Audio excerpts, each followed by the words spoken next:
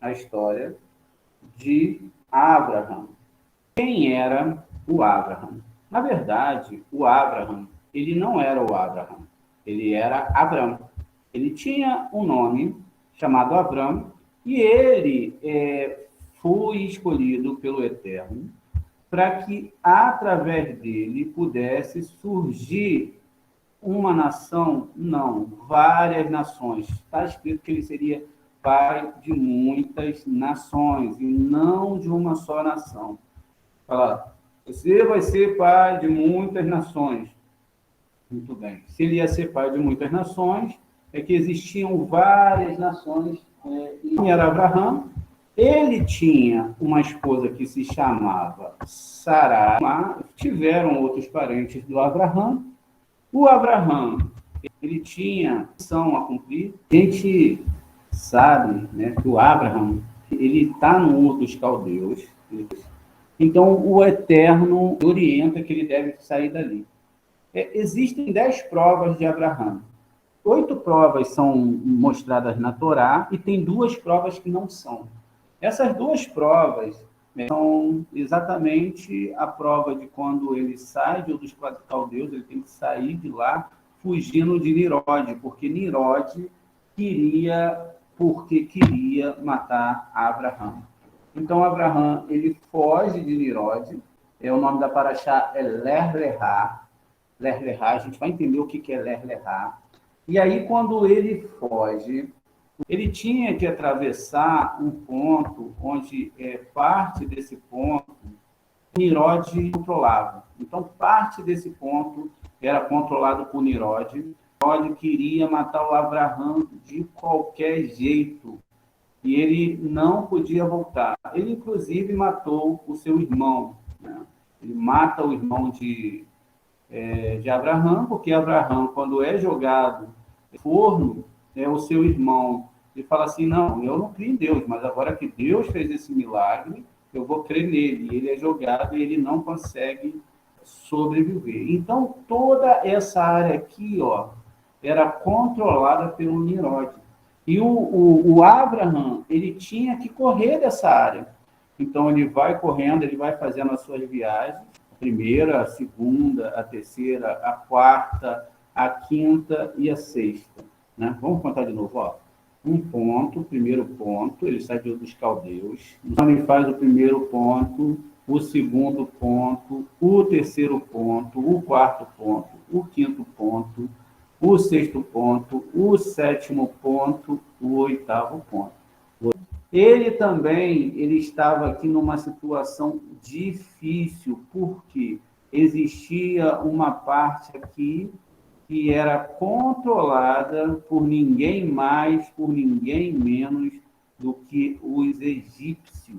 Os egípcios, eles tinham um controle de uma parte aqui, quer dizer, olha a situação, e ele tinha que descer no Egito, porque aqui no Egito que ele tinha que resolver. Se vocês, os sábios de Israel, saíram da onde, gente? De dentro do Egito. Não teve um que não saiu. O Moisés saiu da onde? Foi criado na corte egípcia. O Abraão foi para onde? Para dentro do Egito. Sara, ela é capturada, e aí eles acham ela muito bonita. O que acontece? Ele está numa situação. E, por outro, ele tem que ir em Hebrom, né? Porque ele sabia que em Hebrom aconteceria a questão de Josué, quando entraria na terra de Israel. Ele era profeta, ele tinha que chegar lá, isso está na Torá, ele tinha que fazer um altar, que depois ele tem que ir, né? Porque lá vai ter aquela questão da morte dos 24 mil homens, que os filhos de Jacó vão matar, porque eles violentaram a Diná. Eles mandam eles fazer a circuncisão, vão lá e matam todo mundo, e o Abraão, ele já sabia disso, então ele já tinha que deixar todos os pacotes preparados. A guerra dos reis, etc., ele está protegido aqui, porque um desses reis era o próprio Nirode, né? E, gente, ele não foi atacado justamente porque estavam atrás do Abraão, mas ele estava protegido dentro da cidade do Egito. Então, eles não iam fazer guerra contra ele. Quando nós pegamos lá o Zohar e vamos ver os sábios do Sod, né? Vou mostrar que o Abraham, ele fez esse caminho aqui, tá vendo? O caminho da lua fértil do Meio Oriente. Então, exatamente é onde essa lua... Gente, a gente sabe que a Torá é um livro astronômico que fala sobre a descida da divindade sobre esses pontos. E você vai ver que todo esse ponto aqui, eles são atingidos pela essa lua fértil do Meio Oriente. Ela é responsável, ela é responsável por todas as questões climáticas referente à colheita, de pescaria, etc. Então, ele, como era um homem servo de Hashem, e ele conhecia as letras hebraicas, ele então vai percorrer esse caminho. Vou tirar aqui quando ele faz todo esse caminho, ele recebe uma ordem, né? O que é dito para ele? Lerá, ou seja, vá por ti. Lerá, então está aqui, ó, é exatamente isso que está escrito, lerá. Um lamed, um kaf. A gente tem que entender também que o kaf, ele vale 20. Quando ele vai para o fim da palavra, ele muda o seu formato. Ele é assim no começo da palavra, que a gente vai ver já já, e quando ele está no final da palavra, ele muda a sua forma. Então, a perninha dele estica. Os nossos sábios vão falar que isso é por causa do lado negativo, porque lerá, né? Vá por ti. Eu precisava do lamed e do kaf, eu vou ter 50. E 50 é, por incrível que pareça, a letra mais problemática da Torá, que é a letra Nun. A letra Nun, ela está falando que é a primeira letra do nome Nefesh, ok? Existem duas letras Nun na mais outro Nun, que é um Nun final, que é o representa a mulher. Você é um Nun final, ele mudou de forma, é a mesma letra. É a ordem para ele ir, lerá. Quando você faz a somatória, você tem aqui, ó, 50 mais 50, que são 100. São 100. Quando eu inverto a palavra lerá, agora eu tenho a palavra kou. Ou seja, venha com tudo, vai com tudo. Porque lerá, vá por ti, se tornou kou, vai com tudo. Porque, ao contrário do que muitas pessoas acham, as letras divinas, elas desembarcam para o nosso mundo ao contrário. Não é daqui do Aleph Tav, lá em cima, não, é do Aleph até aqui embaixo. Ó. Nós estamos aqui embaixo. Abaixo, ligados por uma linha, através de Esod, que é a Lua, pela letra Tav. E se a gente, dentro dessa configuração, você vai ver aqui que o lamed não vai ser mais lerá. Ele vai ser agora o kaf na frente, kou, tudo. Kou, ou seja, de baixo para cima, uma ordem que se vai. O que você pode fazer é ir de baixo para cima, lerá, começar uma caminhada. Só que essa caminhada não é andar por aquele mapa, não é aquilo. Metaforicamente está falando para você avançar para os mundos espirituais, subir. Quando o Hashem fala assim, Moshe, tira a sandália dos seus pés, o local que você vai pisar agora é local sagrado. Na verdade, o que ele está falando para ele, ó, deixa o seu corpo, medita e vem para o mundo das letras hebraicas, vem para o mundo espiritual, que eu vou começar a falar com você agora. Moshe olhou assustado, olhou a sarça que queimava. A sarça é a letra Shin, estendida. E ele olhou e ele falou, mas como pode isso? E aí ele começa a ter a revelação da Torá. E ele fala assim, mas meu Deus, eu não tenho como seguir isso, porque ele era um homem mais humilde. Então, eles começam uma viagem, para o mundo espiritual. Não tem nada que ver com você vir para o mundo físico. O que vai acontecer a partir de agora? Agora que ele está com tudo, agora o Ler-Lerá já mudou. Por quê? Se você vai caminhar com tudo para o mundo espiritual, o espiritual ele é um espelho que ele tem que responder aquilo. É que agora, esse Yud, aqui do nome Sarai, ele vai ter uma importância muito grande, porque para o Avram, né, se tornar Abraham, ele teve que ter uma mudança de nome. Ele não poderia continuar com o mesmo nome. Ele tinha que ter agora um nome, e esse nome ia ser diferenciado. Ele pega o Yud que está no nome da Sarai e ele joga para o nome de Abraham. Ele joga aqui, ó, no nome de Abraham. Então, o Avram não é mais Avram, ele é o Abraham. Ou seja, ele agora ele tem uma outra configuração, ele não é mais a mesma pessoa. Agora ele pode, né? Ele pode ter dentro de si uma nova história, uma nova configuração das coisas. Olha lá. Então, o Yud sai, o Yud é quanto, gente? 10 mandamentos. Então, ele recebe lá 10 mandamentos, o 10 está aqui, né?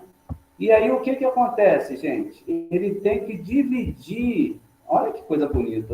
Nada fica só para um casamento, nada. Eles têm que dividir cada uma desse Yud para duas pessoas. O que o Eterno vai fazer? Ele vai dividir. Ele vai fazer com que essa letra ela se torne em duas. Ele não pegou, olha lá, 2, 10, e vai dividir o 10 por 2, que vai ser igual assim. Vai ter 5 aqui, ó. E a letra Re, ela é 5. Então, cada um ficou muito feliz. Ela ficou muito alegre, porque ela tinha Shem dentro dela. Ela tinha Shem dentro dela. Ela não estava preocupada. Olha que coisa legal que a gente vai preocupar. Ela não estava preocupada com dividendos. Ela não estava preocupada com quanto ela ia ter. Ou se na casa dela ia ter um carro, Rolls Royce, ou uma piscina, ou isso, ou aquilo. Que ela estava preocupada era com a sua alma, porque ela sabe que ela tinha pouco tempo para consertar todo o problema que a Sara tinha feito no Gan Eden. Era pouco tempo. E que ela tinha que estudar intensamente a Torá e guardar intensamente a Torá para conseguir trazer o filho que ela tanto queria. Só que diz lá que ela era estéril. Ela não podia ter filho, não era isso? Então ela era estéril. Só que esse estéril, muitas pessoas vão achar que ela não podia ter um filho. O Zohar vai explicar que ela era estéril de vaidade. Estéril de querer ter. Ele recebe um rei, assim como Sara recebe um rei, porque eles tinham que receber duas Torás. A Torá oral e a Torá escrita. Sara de uma certa forma, a representação da Torá escrita. E Abraham é da Torá oral. Sara é o corpo e Abraham é a alma. E aqui,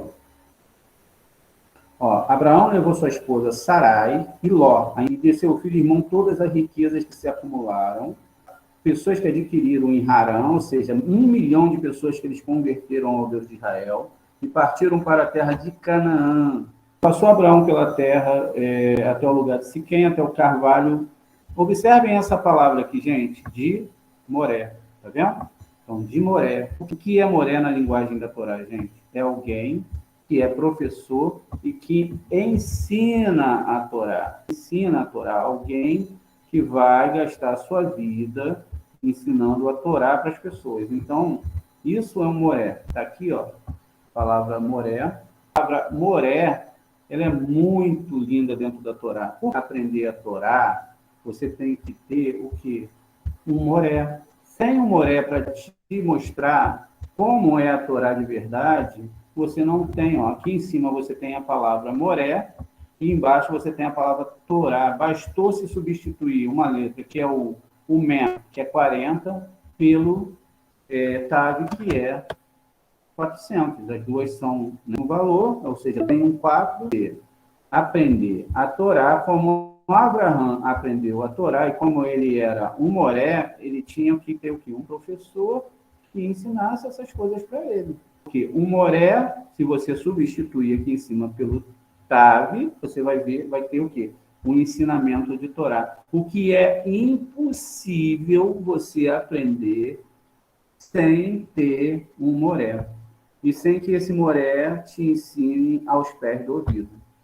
Porque Sarai e Abraham, eles tinham um moré, que era quem? Shem, o filho de Noa, que ensinou para Abraham que era a Torá. Quer dizer, Abraham, ele é um iconoclasta, quebra ídolos, etc. E ele sai dos caldeus porque ele tem uma revelação do Eterno e ele vai caminhar, mas ele precisa que o Shem ensine a ele a Torá, porque ele, na verdade, o Abraham, ele era um astrônomo. Ele sabia tudo, mas ele não conhecia a qualidade. Ele sabia que um Deus tinha criado tudo. E aí aparece Shem.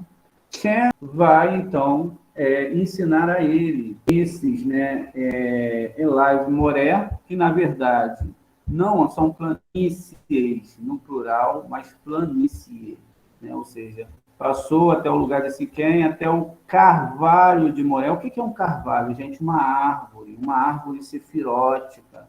Alguém que goste realmente de fazer isso, alguém que realmente queira, e que tenha sido separado pelo Eterno. Com quem? Com Shem. Depois vai vir o Yaakov. O Yaakov vai estudar na escola de Eber. Ele vai ficar lá um tempão dentro de uma tenda estudando, descodificando a Torá que eles tinham naquele momento. Isso tudo vai se passando para frente, até que Moshe ele vai pegar os fragmentos disso tudo e vai trazer um entendimento do que é a Torá naquele momento.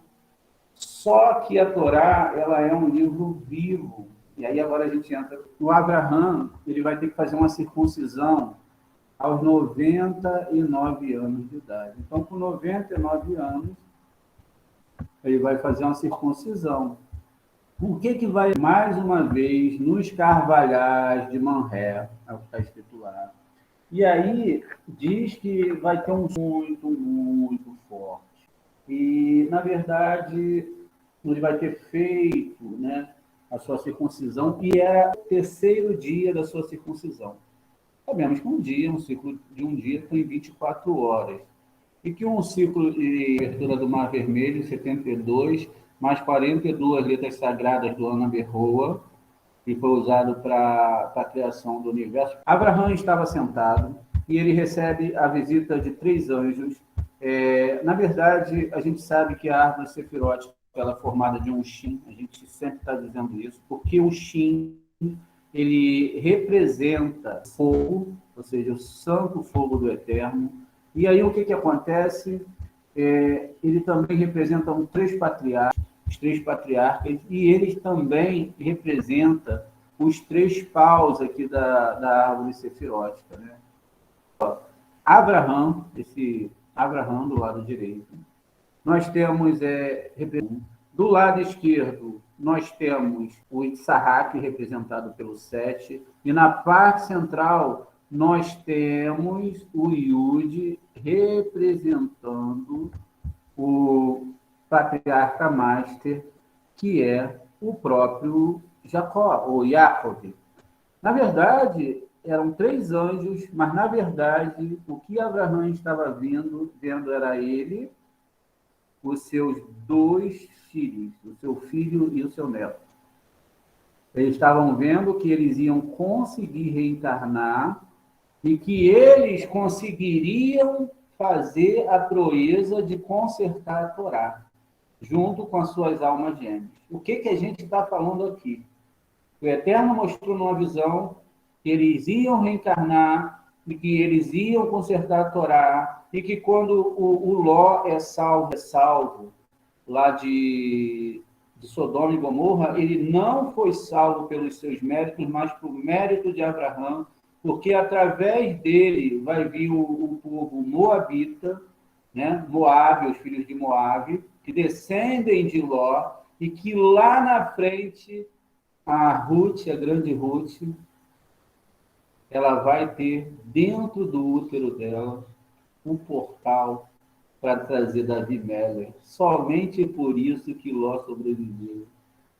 Gente,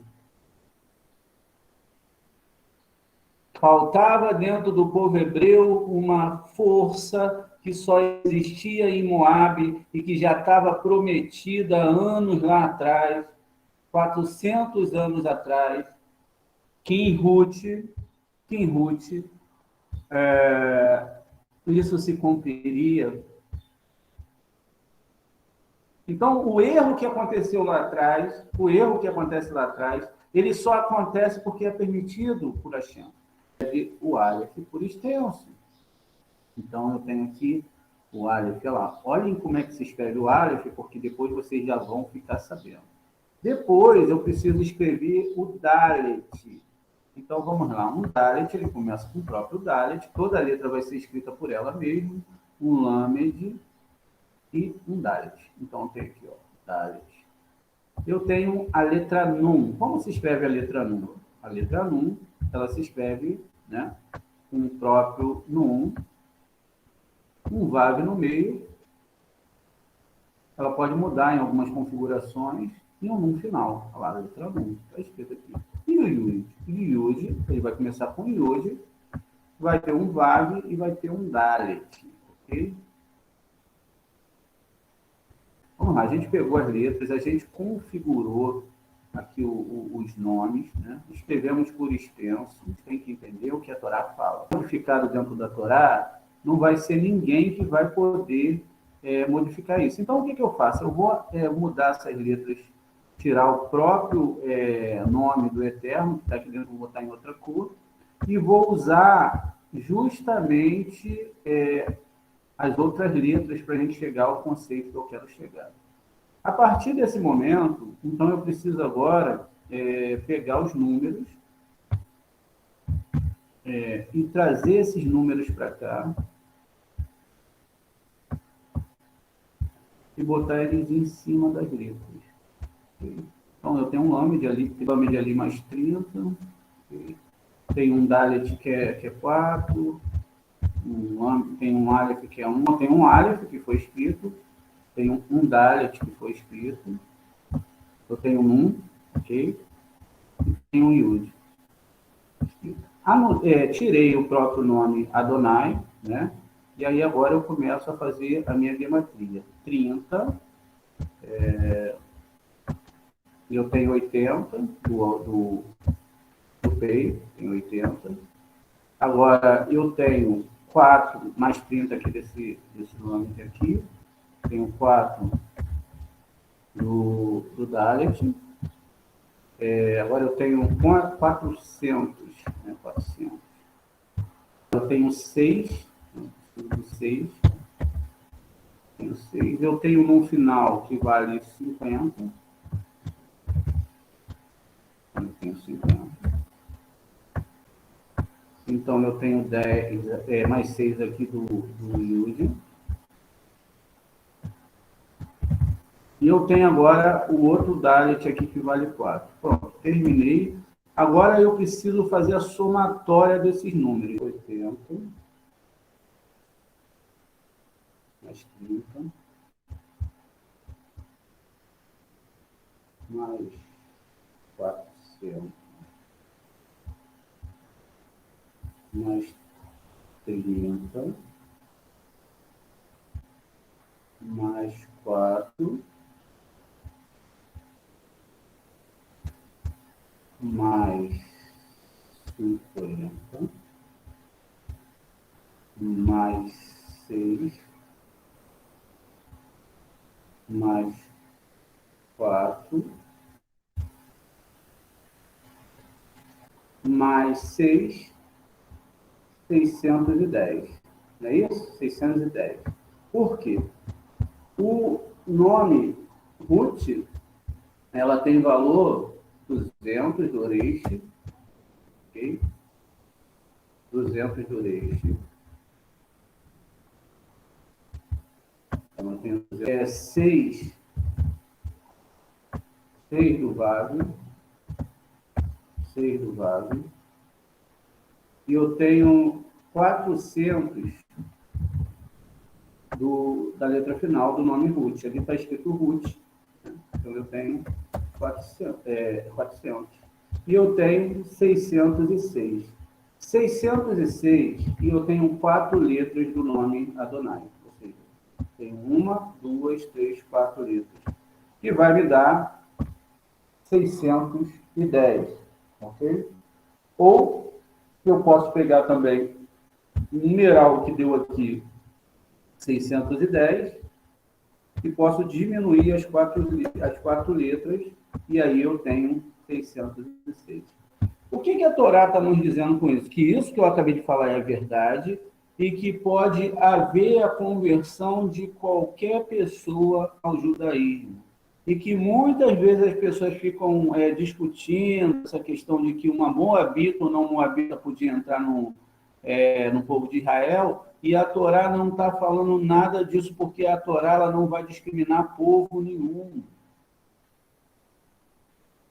Então, a gente descobre aqui que através de Ruth, através de Ló, o que aconteceu, estava falando que o rei Davi ia vir, e que o rei Davi ia escrever o livro de Tehilim, e que os 3 patriarcas estavam tendo uma visão de quem eles seriam no futuro.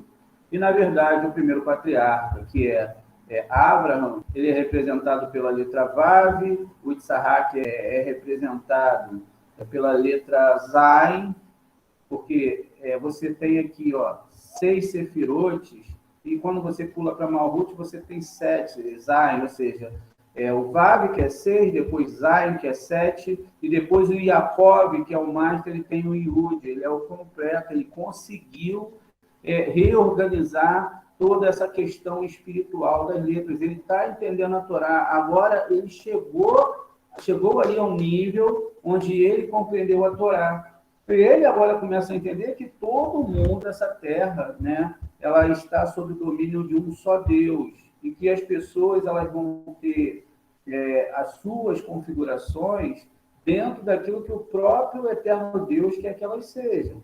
Ou seja, não existe nada que acontece ao acaso. Quando você entende que nada acontece ao acaso, você então vai torcer para que o Eterno ele possa estar fazendo o melhor pela humanidade, porque a salvação ela não é individual, ela é coletiva, né? Então, tudo que a gente for fazer, a gente tem que fazer pelo coletivo, pelo próximo. Tudo que a gente for manter de estudo de Torá tem que ser com amor pelo próximo. A gente nunca pode ser diferente de Sara, que era estéril para as coisas do mundo, para dinheiro, etc., porque é uma das questões mais difíceis na vida do ser humano. E a gente nunca pode ser dentro dessa configuração. Você está entendendo? Muito bem. Quando eles vão ter um filho, qual é o nome do filho? Itzahak. Então, Itzahak nasce, que é o segundo patriarca, e muitas pessoas, a gente já falou disso, eu sei, mas vamos repetir para a gente ter uma compreensão. O Itzahak, na verdade, ele é um Yud, que é 10, que são as 10 provas de Abraão. As coisas não são automáticas, você não vai conseguir chegar em nível de Zorra, em nível de Torá, automaticamente, isso demora tempo. Abraão, ele estava com 99 anos, então ele tinha que chegar, tinha que passar por 10 provas, não era da forma que as pessoas pensam, entram no lugar e vai ser abençoado, você vai passar por situações difíceis, mas você tem que continuar, porque a sua missão não é nesse mundo, você tem que seguir para o eterno. E logo depois você tem o Yud, que vale 10, as 10 provas, você tem o Tsad. O Tsad, ele é 90, que é exatamente a idade de Sara. Ela tinha 90 anos porque ela era uma Tzadket, ela era uma Tsad, como a gente fala nas aulas, tem um Yud pulando aqui nas costas dele, do Nun, e o Nun curvado. Logo nós temos o 8º dia, que foi o 8º dia que ele foi circuncidado. Por quê? Está falando de circuncisão? Não. Porque quando você vem divinar, você vai contando as sefirotes inferiores, você tem 8 sefirotes até aqui embaixo. Então está falando de um período, está falando de tirar o orlado da lua, de circuncidar a lua e você abrir os portais espirituais para a sua vida, para as coisas começarem a dar certo no nível espiritual. E aí, finalmente, a letra Kuf, que é o 100, que é a compreensão das 10 sefirotes e que é a idade que o Abraão vai ter quando o menino vai nascer. Sodoma e Gomorra, que na verdade seria Sidom e Amorra. Vai ter o Sheneave, que é o rei de Admar, né? Vai ter o Vexemeave, Mele de Tzim, que na verdade não é Tzivim, mas Sivoim, conforme descrito aqui no Midrashim da Torá. E vai ter o Mele Belá, né, que era o rei de Tsar. Na verdade, a Torá fala desse rei, dessa guerra, e na verdade essa guerra ela é muito mais complexa do que a gente está pensando.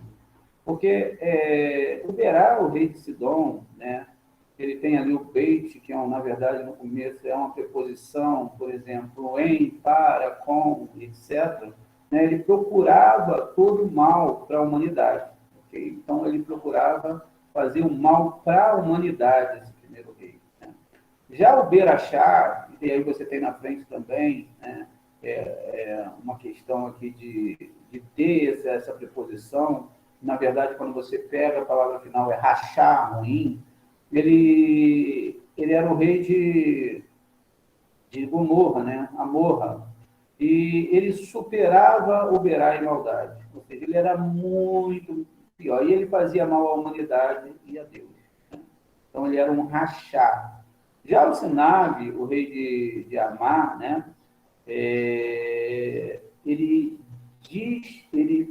era perverso porque ele mudava a palavra do Eterno. Ele mudava aquilo que o Eterno tinha dito e ele pervertia. Ele achava que era diferente de todo mundo. Ele achava que ele era muito especial e que ele podia mudar a palavra do Eterno. O Shenhev, o rei de Betsavim, ele colocava e disponibilizava as partes do seu corpo para quebrar e fazer o mal para as pessoas. Então, todos esses homens, eles tinham, né, esses 4 reis, eles tinham esse defeito, onde eles usavam cada um dos seus poderes para fazer o mal. E por isso é que eles fizeram essa guerra, por isso que eles queriam fazer essa guerra. Essa guerra, na verdade, era uma guerra sobre o mal sobre a pessoa. Já o último rei, não. O último rei, ele tinha mais um acordo militar, né, do que um acordo de concordar com as ideias que se tinham ali. Na verdade, Sodoma e Gomorra era exatamente a sociedade que nós temos hoje. Se não for pior, se a nossa sociedade não sair muito da questão... Está trabalhando? Com certeza. Muito da questão do que é realmente o que está sendo descrito ali. Essas cidades, vai dizer os Midrashim, elas não tinham a obrigação de seguir as 613 leis. Elas tinham que seguir 7 leis de Noa. Mas quando eles quebraram essas 7 leis de Noa, eles começaram, então, a decair. Mas o importante que os Midrashim vão falar é que eles não quebraram as 7 leis de Noa. Na verdade, o que eles não gostavam era que se fazia caridade na cidade. Ou seja, você podia fazer todas as coisas, mas você não podia fazer caridade. Por quê? Toda vez que você criava a caridade, que você ia fazer alguma coisa por alguém, era muito ruim pelos negócios daquela cidade. Porque era muito bom quando você convidava alguém que tinha o seu status e você podia fazer uma boa comida para aquela pessoa. Porque você sabia que se aquela pessoa fosse na sua casa, ou em outro momento, ela poderia também fazer o mesmo por você. Então, o interesse dessa organização é que você nunca saía no prejuízo. Você nunca precisava realmente doar nada, porque se eu chamo você na minha casa e te ofereço uma boa comida, um bom jantar, e aí você come e depois você me oferece um bom jantar, ou que seja outra coisa, a gente está usando uma linguagem metafórica, e sempre você pode me oferecer alguma coisa, quer dizer, vai ser muito prazeroso eu fazer a melhor comida para você.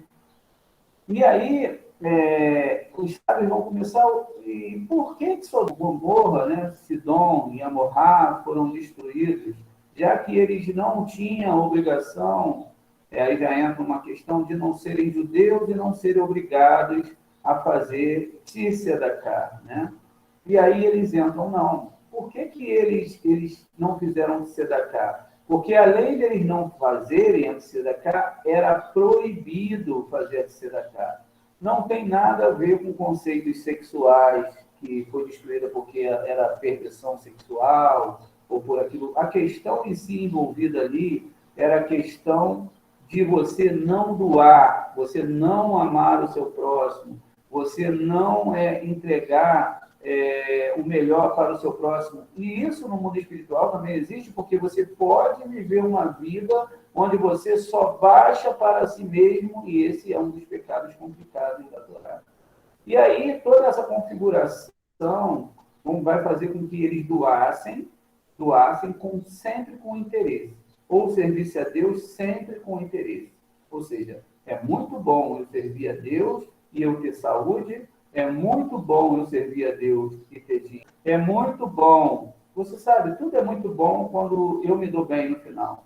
E a questão da Torá é que você tem que chegar num nível onde você saiba dividir com o seu próximo, onde você torça para que o seu próximo também tenha para dividir com outros, até que toda a humanidade chegue num conceito que é antítese de Sodoma e Gomorra. E aí toda a Torá vai começar uma discussão, onde o próprio Abraham, que era um tzadik, ele olha para Sodoma e Gomorra e vê que ela vai ser destruída, e ele então começa a rezar pelaquela cidade. Ele não se importa se lá tem pecadores, ele não se importa se as pessoas faziam lá, ele começa a dialogar, se tiver 50, né? 50 dias de Torá, se tiver 40, se tiver 30, se tiver 20, se tiver 10, até que não existe quantitativo. Ou seja, não existia ninguém ali que pudesse mudar o seu caminho. Não tinha ninguém ali que naquela geração podia gerar coisas boas. E aí o fim é decretado. O cheiro chegou ao céu, não havia o que se podia fazer, o fim é decretado. Gente, shalom, por hoje é só. Muito obrigado por vocês estarem aqui, por vocês estarem